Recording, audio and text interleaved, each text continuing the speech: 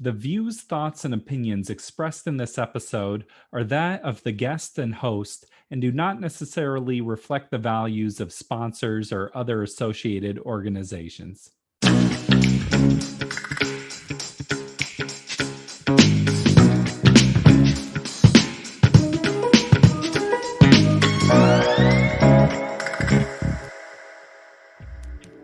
Welcome to the Parental Compass by Family Education and Support Services. I'm your host, Bobby Williams. As always, subscribe to the show, leave us a review, tell a friend. The Parental Compass needs your support. We are seeking out new funding sources so that we can keep this show going, so we can keep delivering this important parenting information to you every week. This show is used in multiple parenting classes. It airs on KMRE radio with our community partners in Bellingham. We've also built a very strong organic audience online. We don't want to lose that. So if you are interested in becoming a sponsor or underwriter of the show, please reach out. You can contact us by emailing bobby@familyess.org. Love to hear from you. Today, we are going to take a look back at one of my favorite episodes that we've done, Hilarie Cash. Hilarie leads Restart, which is a residential treatment facility for video game addiction. This interview really put into perspective when gaming is becoming a problem and what you can do to help. I thought it was very informative. It's also just fun and interesting, so check it out. I was talking with a friend about this topic, and she was saying, why are we, like, if a kid is talented at gaming, why are we looking at that different than if they were spending hours playing soccer or hours learning to dance? Like, why is this skill looked down upon? Or what are your thoughts about that? Well, I think it's really helpful to think in terms of child development. What do children need to develop well? Mm-hmm. Make it through all the stages of development. And children need certain kinds of experiences that will help them be well-rounded. So a child who is a great musician or a wonderful dancer, they're not going to be playing music and dancing for 18 hours a day and binging on that for 30 hours at a time. Mm. You know, a talented child who is pursuing a passion will do it.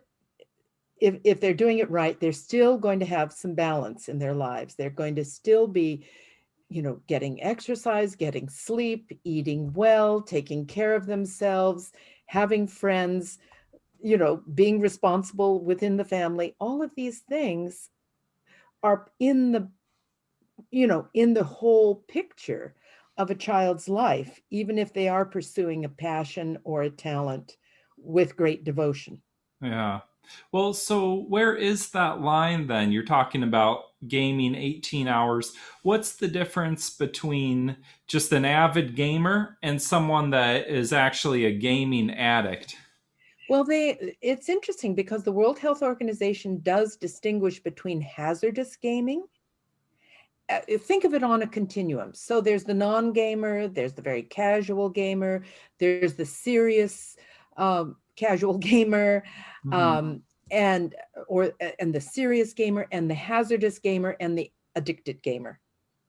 And it's not real easy to see what the distinction is, but the gamer who falls out of, who goes beyond hazardous gaming is the gamer who is the signs of addiction that are critical is loss of control, the inability to control or limit their gaming. And gaming takes precedence over everything else, and there are negative consequences that are very severe as a result. And so, for instance, the negative consequences might be chronic lack of sleep. The negative consequences might be grades dropping and failing out of school. The negative consequences might be isolation in front of a screen and not enough face-to-face time. The consequences might be severe depression and heightened anxiety. And so you have to look at how they're functioning, and if there are really serious consequences to their functioning, then you're looking at a problem. And how severe that problem is the difference going to be between hazardous gaming and addictive gaming. And the complete loss of control is what distinguishes an addiction. Yeah, so it's a real addiction. You can't give me a straight hour amount though, can you? No, although what research does, I mean, there's some really good research on this, and the research is that up to 2 hours a day of gaming can actually be beneficial to kids. Mm-hmm. It's entertainment, it gives them something to talk about, they fit in with their peers. It's like Yeah. fine. And especially if it's pro-social gaming, then they know that that actually increases pro-social behavior. So up to 2 hours is fine. But once you start going beyond 2 hours of gaming, then you start to see some of the negative effects more and more and more as those hours start mounting up.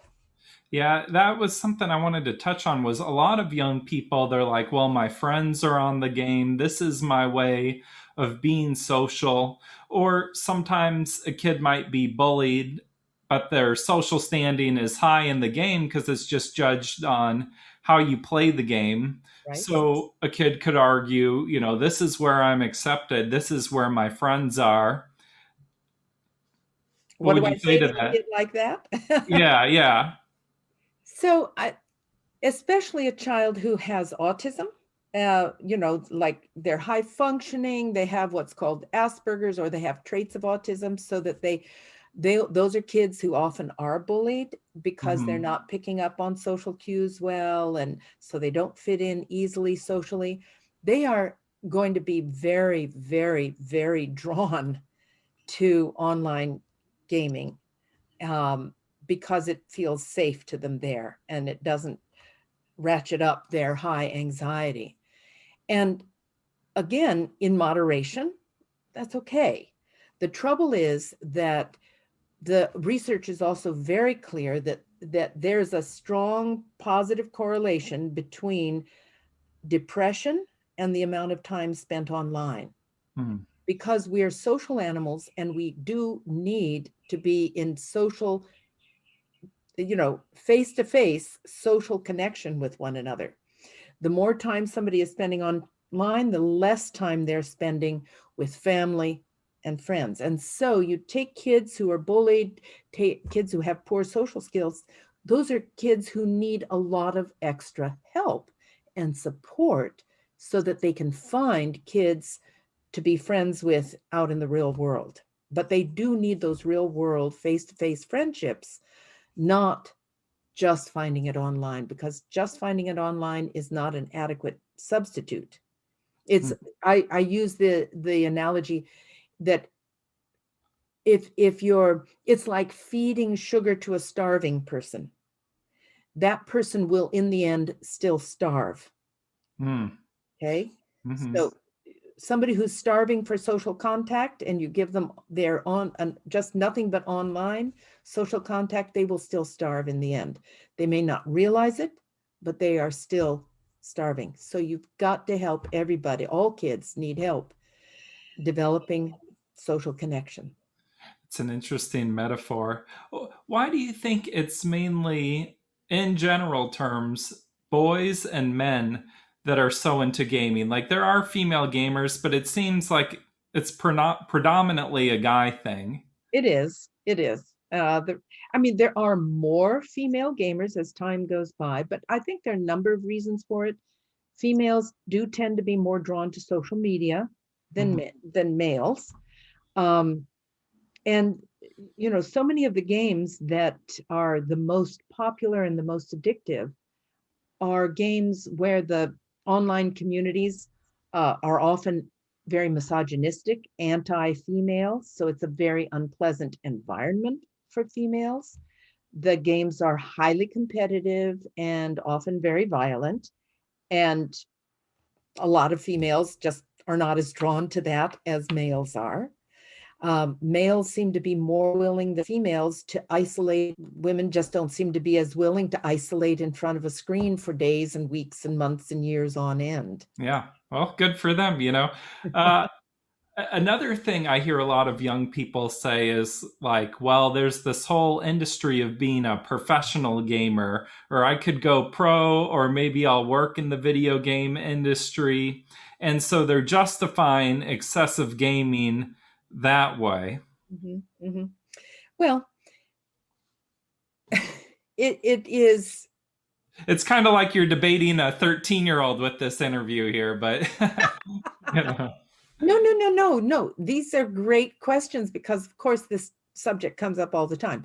I mean, yeah. so many of the guys who come to Restart are coming because they have had ambitions to be pro, Mhm. and it might be as pro competitors in esports, or it might be pro as online personalities, where people give them tips as they are to watch them comment on gaming and game themselves and so forth.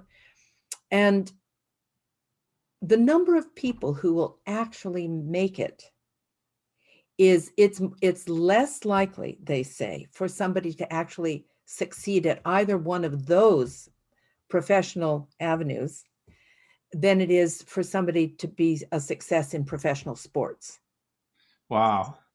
Your chances of making it into a successful career are even less than having a career in sports. So, so keep that in mind. Now, if somebody, if parent, and I know many cases of parents who want to support that ambition, and universities are now having pro teams, and there's talk of putting it into the Olympics. And so Wow. all of this fuels this dream from many, many, many, many gamers. And, most of them would not have any chance at all of being successful, but many of them have the dream. So parents have to really think carefully about whether or not they want to support those very unlikely to be realized dreams, and what are the sacrifices that a child might be making in the service of that dream. Sort of the cost benefit there. Yeah. Yeah, they really have to think about it. Say you're noticing your child is having problems. What are some first steps, or how can you start to get a handle of it? Well, I have sent to you, and I hope that you will distribute to anyone interested, a whole excellent reading list.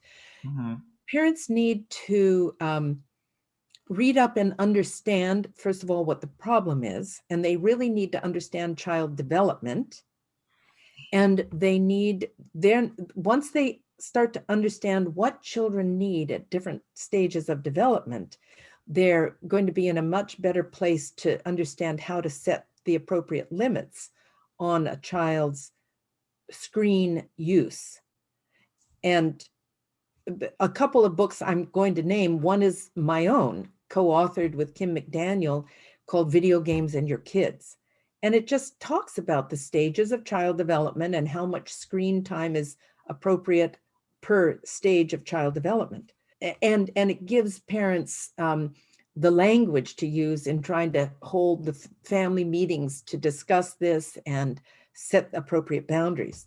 How do you start backing them off? Or, for someone that might just hear this, is there like a simple 1, 2, 3, this is how you do it? Or, Well, you start, I think, by having a family meeting and explaining that the amount of gaming that's going on is too much. It's not healthy. There's research to prove that. And and the kid, and you can just say to a child, you're welcome to read the research that I've been reading if you want, but here's what I have learned that is a healthier amount. And so we're going to sit down together and have a conversation about how do we set the rules, and what are the consequences going to be if those rules are broken. Hmm. And that's what you do with a child who's in who's in school, at least school age, or just before school age.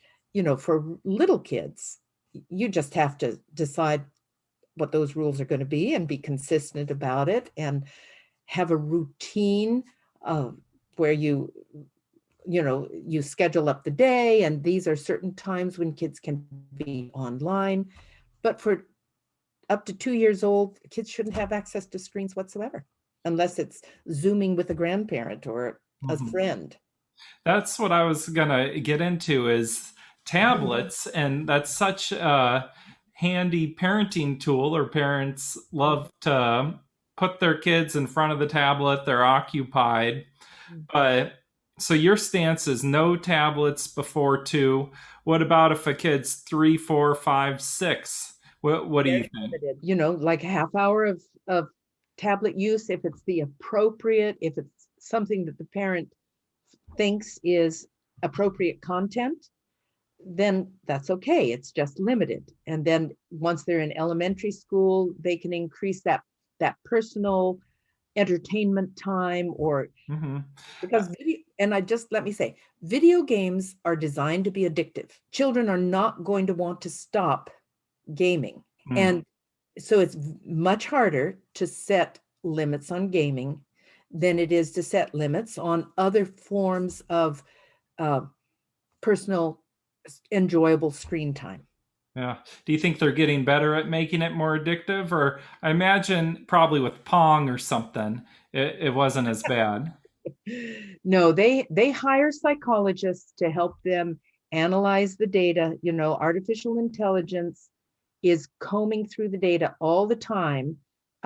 When games are being developed, Valve is a very, very successful gaming company, for instance. It's right here in Bellevue, Washington. They have a psychologist on their team who's analyzing the data and saying, okay, this is where we're losing players. We need to make some adjustments and see if we can keep our players there. We don't want to lose them. Yeah. Let's experiment with this little funny hat that they can buy, and let's see if they will buy it. And they do. Oh my gosh, let's see what else we can offer them. It's almost like that psychologist is your polar opposite and Yeah. the yin to your yang here. And I have to tell you, I was on a tour through Valve Hmm. 10 years ago or so, they didn't know my work, and I just totally felt like I was a mole. it, Like the enemy. That's it was very funny, great. actually. Well, so what do you think of? I imagine Minecraft and Fortnite, those are really for the young kids. Oh no. I mean, everyone plays them, but young kids really get into them. And I imagine there's problems with those games too. Yeah, yeah. I think Fortnite, I really have money. One of the things I want parents to think about is content. Like, what is the content? Are you really comfortable with violence and with people killing each other? Is that really that antisocial behavior that your kids are engaging in? Is that really what you want? Because there is clear evidence that engaging in antisocial behavior in a game increases antisocial thoughts and behavior outside the game. So Fortnite is a very violent game. Do you really want your kids playing Fortnite? I challenge parents to think carefully about that. Minecraft is a game that can be very benign and can be quite pro-social, but there also can be some of very problematical elements that people build, things that people build, gambling elements, uh, pornographic elements in certain areas of the game, and so forth. So first of all, one of my recommendations is to parents is to not let children younger than teenagers, and maybe even high school, play multiplayer online games, because there is so many ways that kids can get into trouble. All those games, for instance, have loot boxes, loot Yeah. crates, that kind of thing. That's gambling. And so kids are gambling. Do you really want to get your kid used to gambling? Yeah. Well, I'm glad that there's people that are working to counteract this, to do this work and help people, because it does seem like it's a real addiction. It can be totally debilitating. Well, what's going on in the brain, the neurology of behavioral addictions is the same as chemical addictions. Well, thank you so much for taking the time to come talk with us today. It's been my pleasure. Thank you for inviting me. Thank you, Hilarie Cash. Again, we are looking for your support to keep this show going. So if you are interested in sponsoring or underwriting, please send an email to bobby@familyess.org. This has been the Parental Compass by Family Education and Support Services. I'm Bobby Williams. We'll see you next week. Peace.